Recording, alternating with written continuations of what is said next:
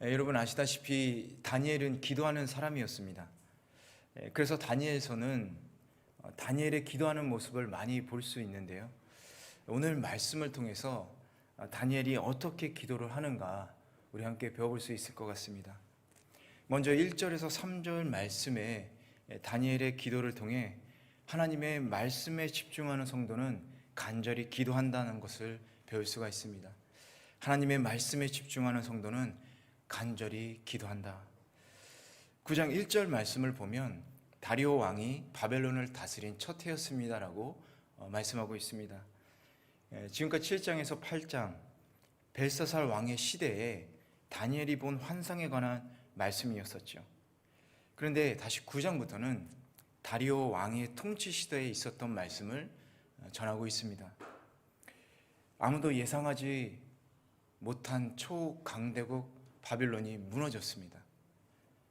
그리고 메대 바사의 통치 시대가 오게 된 것이죠. 왕이 바뀌고 정치가 바뀌고 또 문화와 모든 것이 바뀌는 이 역사의 격변기 속에서 다니엘만큼 어렵고 힘든 시기를 보낸 사람은 없었을 것입니다. 하루아침에 총리가 되었다가 그러자 나라가 망하고 또 정권이 바뀌고 자신의 목숨이 어떻게 될지 모르는 그런 긴박한 상황을 겪어야 했던 것이죠.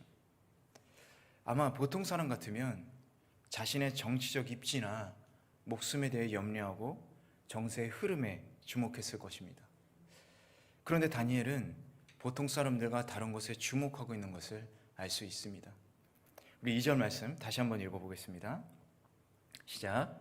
곧 그가 다스린 지 1년 되던 해에 나 다니엘은 하나님의 말씀이 기록된 책을 보고 여호와께서 예언자 예레미야에게 연수를 정해 말씀하셨음을 알았습니다.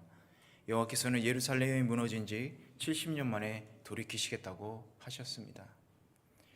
다니엘은 다른 사람이 생각하지 못하는 것, 세상 사람들이 볼 수조차 없는 것에 마음을 두고 그것에 시선을 집중하며 살아가고 있었습니다. 그것은 뭐냐? 다름 아닌 하나님의 말씀에 관심을 집중하고 있었던 것이죠. 그럼 그 말씀은 어떤 말씀입니까? 이스라엘 백성의 포로 기간이 끝나간다. 바로 하나님의 백성들의 회복에 대한 말씀이었던 것이죠. 그렇다고 다니엘이 이 세상의 흐름과 정세에 대해서 완전히 무관심하거나 또 동떨어진 신앙생활을 했던 것은 아닙니다. 6장에서 보았듯이 새로운 제국의 왕인 다리오의 판단에 가장 유능하고 가장 정확한 통찰력을 다니엘이 가지고 있었기 때문에 나라를 다스리기에 적합하다. 가장 높은 총리 자리에 앉힌 것이죠. 이것은 다니엘이 이 세상 흐름에 대한 정확한 시각과 판단을 지니고 있다는 것을 증거하고 있는 말이기도 합니다. 다니엘은 분명히 세상 사람들이 보기에도 탁월했고 세상 정세에 대해서도 분명한 시각을 가지고 있었지만 무엇보다 하나님의 말씀, 하나님의 백성에 대해 더 큰 관심을 가지고 있었던 것이죠. 다니엘의 이런 모습을 통해서 이 시대를 살아가는 성도가 갖추어야 할 자세가 무엇인지를 알 수 있습니다. 그것은 바로 하나님의 말씀에 집중하는 것이죠. 그렇다면 여러분의 가장 큰 관심은 어디에 있습니까? 세상의 정세와 자신의 입지, 나의 자리에 관심이 있습니까? 아니면 하나님의 말씀과 또 하나님의 형제 자매들에게 여러분의 관심이 있습니까? 오늘 우리가 살아가는 이 시대를 가리켜서 아무도 예측할 수 없는 불확실성의 시대다. 혹은 상대주의적 가치와 다원주의 시대다. 또 급변하는 시대다. 이렇게 표현하고 정의합니다. 이런 시대 속에서 세상 속에 매몰되어 살지 않기 위해서는 오직 하나님의 말씀에 관심을 집중해야 하는 것이죠. 그리고 그 말씀에 순종하며 하나님의 역사의 흐름에 우리의 시선이 집중되어야 하는 것입니다. 말씀드린 대로 세상의 흐름과 정세에 무관심하라는 말이 아닙니다. 가장 큰 관심을 하나님의 말씀에 두라는 얘기입니다. 그럼 하나님의 말씀과 역사에 관심을 두고 시선을 집중하면 어떻게 되는가? 우리 3절 말씀을 보면 나는 먹지도 마시지도 않고 오리 굵은 베옷을 입고 재를 뿌린 채 주 하나님께 기도하며 구했습니다. 이렇게 얘기하고 있습니다. 다니엘은 평생을 경건하게 기도하며 살아왔습니다. 그러나 3절 말씀에 기도하는 다니엘의 모습은 조금 다릅니다. 다니엘은 그가 지금 서 있는 시점, 말씀을 깨달아 알게 된 시점이 선민 구속과 관련해 대단히 중요한 시점이다라는 것을 알게 되었죠. 그래서 그만큼 간절한 기도, 특별한 기도를 드려야 한다는 것을 알았습니다. 그래서 그는 금식하며 베옷을 입고 재로를 덮어쓰고 주 하나님께 기도하며 간구했던 것이죠. 우리도 어떤 기도 제목을 위해서 금식 기도를 합니다. 예전에 한국에 있을 때 신학교 동기를 오랜만에 교회에서 만나게 됐습니다. 교회 식당에서 만났습니다. 너무 반가워서 함께 식사를 하며 얘기를 나누고 있는데 밥을 먹지 않는 거예요.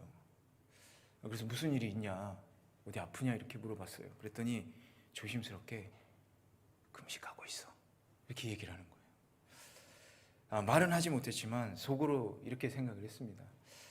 오랜만에 만나서 반갑기는 한데 금식할 정도면 가서 기도를 하는 게 좋을 텐데 이렇게 생각을 했습니다. 우리가 금식 기도에 대해서 잘못 생각하는 것이 있는데 기도 기간을 정하고 기도를 하는 중에 그 기간에 밥을 안 먹으면 금식 기도한다라고 생각을 하는 것입니다. 여러분, 금식 기도는 금식하면서 그 밥을 먹지 않는 시간에 기도를 하겠다라는 뜻이죠. 그 시간에 밥 먹는 시간조차도 아껴서 간절히 기도하겠다. 그것이 금식 기도죠. 그리고 육의 체험이 아니라 기도함으로써 영의 체험을 강구하는 것이 금식 기도입니다. 기도 응답받기 위해서 하는 것이 아니라 하나님의 뜻을 분명히 알기 위해서 기도하는 것이 금식 기도죠. 어쨌든 그 동기에게 같이 동석한 분도 있고 해서 우리끼리 먹기 좀 그러니까 같이 먹자. 그리고 먹고 같이 기도하자. 이렇게 얘기를 했어요. 그랬더니 아니래요. 먹으면 안 된대요. 왠지 금식 기도가 아니라 저에게는 단식 투쟁하는 것처럼 보였습니다. 우리에게 필요한 것은 하나님께 단식 투쟁하는 것이 아니라 바로 금식 기도와 같은 간절한 기도입니다. 여러분들은 지금 어떤 기도를 하나님께 드리고 있습니까? 나라와 민족을 위해서 간절히 기도하고 계신가요? 아니면 자신의 목적과 소원을 위해서 하나님께 투정하는 기도를 드리고 계십니까? 오늘 다니엘을 보니까 어떻게 간절히 기도했습니까? 금식하면서 기도했지만 단지 금식하면서 기도만 하지 않았습니다. 2절에 보니까 다니엘이 예루살렘이 무너진 지 70년 만에 돌이키시겠다는 약속의 말씀을 기억하면서 기도했습니다. 즉, 우리도 하나님의 약속의 말씀을 붙들고 간절히 기도해야 하는 것입니다. 누구에게 기도해야 합니까? 오늘 말씀에 주 하나님에게, 천지를 창조하시고 모든 만물과 계약을 맺으신 주권자 하나님께 우리는 간절히 기도해야 하는 것입니다. 오늘 이 시간부터 하나님의 뜻을 구하고 나라와 민족을 위해 간절히 중보기도 하시는 복된 성도들 되시길 주님의 이름으로 축원합니다. 우리 4절에서 11절 이 말씀을 통해서 기도에 대해서 또 두 가지 것을 배울 수가 있습니다. 우리 4절에서 11절 한번 같이 읽어보도록 하겠습니다. 시작. 이렇게 기도하고 고백하며 말씀드렸습니다. 여호와여, 크고 두려우신 주 하나님이여, 주를 사랑하고 주의 계명을 지키는 사람들에게 말씀하신 약속을 지키시고 그들에게 자비를 베푸시는 하나님이시여,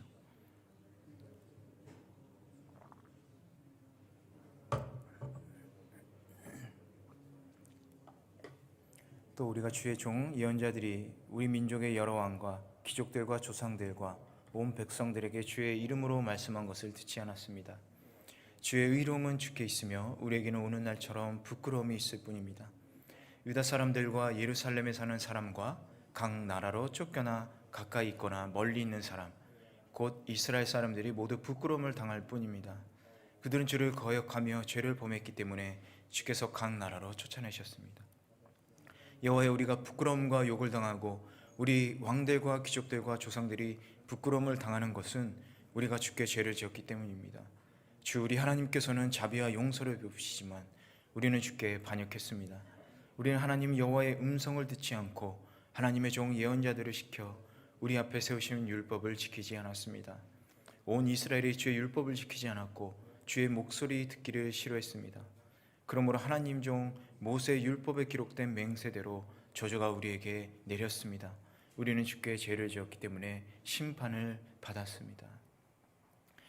첫 번째 4절에서 6절 말씀을 통해서 배울 수 있는 기도는 하나님의 성품을 알고 회개 기도해야 한다라는 것입니다. 하나님의 성품을 알고 회개 기도해야 한다. 4절에서 다니엘은 하나님께서는 크시고 두려우시지만 주를 사랑하고 계명을 지키는 자에게 약속을 지키시고 자비로우신 하나님이다, 이렇게 고백을 하고 있습니다. 이 고백은 성도인 우리가 온전히 의지해야 할 하나님, 의지해야 할 분은 하나님 한 분밖에 없음을 고백하는 내용입니다. 그리고 지금 처한 상황에 대해서 잘못을 저질렀다고 다니엘은 먼저 회개하고 있습니다. 여러분 한번 생각해 보시기 바랍니다. 빚을 진 사람이 다시 빚을 져야 하는데 당당하게 그 빌린 사람에게 가서 더 빌려줘, 이렇게 하는 사람은 없을 것 같습니다. 지난번에 빌린 거 아직 못 갚을 것 같은데 좀 미안합니다, 먼저 이렇게 얘기를 하겠지요. 그런데 만약 한마디 사거나 연락 없이 무작정 와서 돈을 빌려달란다, 뭐 이렇게 얘기한다면 여러분은 만나주시겠습니까? 여러분, 기도라는 것은 우리가 주님을 만나기 위해 주님께로 나아가는 통로입니다. 그리고 회개 기도는 그 문을 두드리는 기도인 것이죠. 주님의 거룩한 자리로 나아가기 위해 용서받아 정결하게 씻김받는 자리가 이 바로 회개의 자리, 회개의 기도입니다. 여러분, 구약시대의 성막에 들어가면 가장 먼저 있는 것이 바로 번제단이죠. 이 번제단은 회개를 의미합니다. 희생제물에게 죄를 전가시켜 불로 다 태워야만 하나님 앞으로 나아갈 수가 있었던 거예요.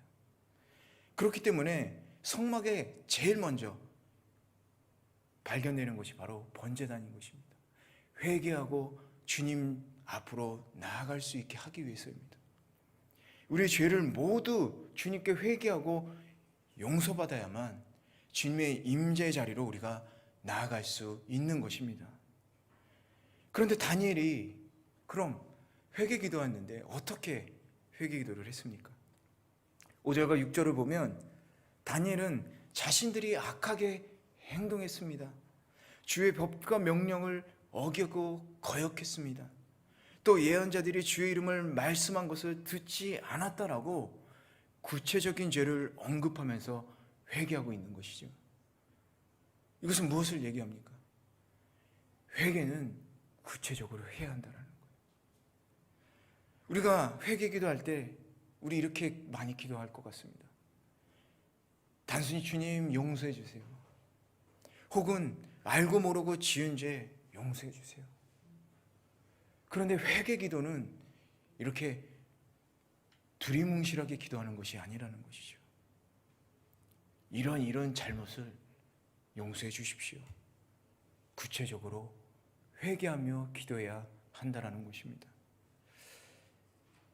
저는 진짜 잘못한 게 없는 것 같은데, 그런 분들은 혹시 모르고 지은 죄가 있다면 용서해 주십시오가 아니라 모르고 지은 죄가 있다면 알려주십시오, 이렇게 기도해야 되는 거예요. 그렇게 기도했을 때 주님이 우리에게 그 죄를 알려주십니다. 그렇게 깨달음이 왔다면 우리는 주님께 입술로 회개하고 기도해야 하는 것이죠. 오늘 이 시간부터 주님이 여러분 어떤 분이신지를 고백하시기 바랍니다. 먼저 주님은 우리의 창조주 되신 하나님, 내가 의지해야 할 유일하신 분입니다. 그리고 우리의 죄를 주님께 고백하시고 용서받으시고 정결케 되시기를 바랍니다. 주님의 그 거룩한 은혜의 자리에 함께하는 저와 여러분 되시기를 주님의 이름으로 축원합니다. 그럼 두 번째로 7절에서 11절 말씀을 통해 배울 수 있는 기도는 다니엘처럼 겸손한 마음으로 기도를 드려야 한다는 것입니다. 다니엘처럼 겸손한 마음으로 우리는 기도를 해야 하는 것입니다. 7절에서 11절을 보면 죄에 대해서 인정하는 모습을 볼 수 있습니다. 7절을 보면 자신들이 부끄러움을 당하는 것은 주를 거역하며 죄를 범했기 때문이다. 8절에서 11절을 보더라도 5절에서 6절에서 고백한 죄에 대해서 다시 언급하면서 주께서 자비와 용서를 베푸셨는데도 불구하고 죄를 지었기 때문에 심판을 받았습니다. 지은 죄에 대해서 인정하고 있습니다. 이것은 아주 중요한 내용입니다. 죄를 고백할 뿐 아니라 인정하고 있기 때문이에요. 여러분, 도둑을 잡았습니다. 경찰서에 넘겼어요. 경찰서에서 조사를 하고 있는데 몇 날 며칠 이거 훔쳤지? 네, 제가 훔쳤습니다. 죄송합니다. 이렇게 하는 것과 나 아니라니까, 여러분 어떻습니까? 전혀 다르지 않습니까? 자신의 죄를 인정하면 진정한 회개에 이르지만 인정하지 못하면 회개하지 않습니다. 그럼 반대로 진정한 회개를 했다면 겸손해질 수밖에 없는 것이죠. 왜냐? 내가 지금 누군지를 알고 있기 때문에. 죄를 인정한다는 것은 자신이 누군지를 잘 알고 있다는 뜻입니다. 여러분, 우리는 누구입니까? 여러분, 우리는 누구입니까? 우리는 모두 하나님의 은혜가 필요한 죄인이고 주님 없이 살 수 없는 불쌍한 인생입니다. 이 사실을 우리가 알고 있다면 우리는 겸손해질 수밖에 없습니다. 주님 앞에서 머리를 숙이고 무릎을 꿇는 겸손한 백성이 되는 것입니다. 그렇다면 왜 많은 사람들은 자신의 죄를 인정하지 못합니까? 겸손하지 못하기 때문이죠. 나는 죄인이 아니라고 생각하는 것이죠. 성경에 목이 곧은 백성이라고 하나님께서 말씀하신 것은 죄를 짓고도 회개하지 않고 오히려 그들이 당당했기 때문입니다. 사랑하는 동경원누리교회 성도 여러분, 이제 우리가 누구인지를 알기를 원합니다. 주님과 사람들 앞에서 선한 것 하나 없는 죄인에 불과하고 주님 없이 살 수 없다는 것을 여러분 인정하시기를 바랍니다. 그리고 언제나 겸손하게 하나님께 기도하는 복된 성도 되시길 주님의 이름으로 간절히 축원합니다. 우리 마지막 12절에서 14절 함께 같이 읽어보도록 하겠습니다. 시작. 주님께서는 큰 재앙을 우리에게 내리셨습니다. 우리와 우리 지도자들을 벌하셔서 온 천하의 예루살렘에 일어난 일과 같은 일은 없었습니다. 우리에게 이 모든 재앙이 내렸습니다. 그러나 우리는 죄에게 돌이켜서 주의 진리를 알기 위해 우리 하나님 여호와께 은총을 내려달라고 구하지 않았습니다. 그래서 여호와께서는 이 재앙을 준비해 두셨다가 우리에게 내리셨습니다. 우리 하나님 여호와께서 하시는 모든 일은 의롭습니다. 그러나 우리는 하나님의 목소리를 듣고 순종하지 않았습니다. 마지막 말씀을 통해서 알 수 있는 것은 하나님께 긍휼을 구하는 기도를 드려야 합니다라는 것입니다. 하나님께 긍휼을 구하는 기도를 드려야 한다. 12절은 자신들의 죄로 심판을 받고 하나님의 말씀이 이루어진 것에 대해 말하면서 13절에서는 그럼에도 불구하고 자신들은 죄에서 돌이켜서 주의 진리를 알기 위해 하나님의 은총을 내려달라고 구하지 않았다라고 했습니다. 여러분, 이것은 무엇을 의미합니까? 하나님께서 심판을 하실 때 죄에서 돌이켜 회개하고 하나님의 은총을 내려달라고 구하는 긍휼의 기도를 드려야 한다는 것이죠. 만약 이스라엘이 그들의 죄를 돌이켜 하나님의 은총을 구하는 긍휼의 기도를 드렸다면 이런 큰 재앙이 내리지 않았을 수 있습니다. 요나서 3장 8절에서 9절을 보면 실제로 니느웨에서 요나가 심판을 예언했을 때 그들은 굵은 배의 옷을 입고 회개하며 하나님의 긍휼을 구하였습니다. 그러자 하나님께서 심판을 뒤로 미룬 사건이 있었죠. 이처럼 회개하며 하나님의 긍휼을 간구할 때 하나님은 그 심판의 손을 거두십니다. 그렇기 때문에 우리가 죄에 대해 진정으로 회개할 뿐만 아니라 하나님께 긍휼을 구하는 기도를 드릴 때 하나님께서는 그 심판의 손을 거두시고 다시 한번 우리를 일으켜 세워 주시는 것이죠. 오늘 말씀에서 다니엘은 계속 땅에 엎드린 채 이 모든 죄악이 이스라엘에게 임한 그 이유, 또한 하나님의 회복이 다시 임하리라는 확신 속에서 하나님께 간절히 기도하고 있습니다. 하나님의 약속의 말씀을 붙들고 회개하며 그 겸손한 마음으로 하나님께 간절히 기도하고 있는 것이죠. 그런데 여기서 우리가 주목해야 할 사실, 그것은 다니엘은 아직 아무것도 하나님께 간구하지 않았다라는 것입니다. 간구하는 기도는 이 16절에서 등장하게 됩니다. 16절부터 다니엘은 하나님께 간구하기 시작하는 거예요. 다니엘은 이 긴 포로 기간 동안 하나님을 원망하고 하나님께 간구하기보다 겸손하게 자신들의 죄를 인정하면서 회개하며 이 14절의 말씀처럼 우리 하나님께서 하시는 모든 일은 의롭습니다. 하나님께 하시는 모든 일에 대한 공의를 확신하고 있었던 것입니다. 우리가 이 세상 속에 살아가면서 많은 어려움에 부딪힐 때 우리의 신앙을 지키기 위해서 우리가 해야 할 일은 과연 무엇일까요? 하나님의 섭리에 대한 투쟁인가? 아니면 다니엘처럼 기도하는 것일까요? 배가 침몰할 경우에 가라앉은 배를 인양하기 위해서 배 곳곳에 튜브 같은 것을 이렇게 설치해서 공기를 주입해서 배를 수면 위로 띄우는 그런 경우가 있습니다. 이 9장에서 다니엘은 우리에게 기도라는 부력의 힘을 보여주고 있습니다. 기도는 무거운 짐을 들어올리듯 문제를 해결할 수 있고 우리의 침체된 영혼을 끌어올려 주기도 합니다. 한 번 혹은 두세 번 기도해도 안 될 경우가 있지만 우리가 포기하지 않고 계속해서 기도한다면 이 한 개인의 오랜 동안에 걸친 수많은 기도가 쌓이게 되고 그것이 힘으로 축적됩니다. 또 성도들이 함께 집중해서 기도할 때 하나님의 능력을 움직이게 할 수 있습니다. 여러분, 기도가 상황을 변화시키는 것은 아니지만 하나님께서 우리의 기도를 통해서 상황을 변화시키신다는 것을 여러분 기억하시기를 바랍니다.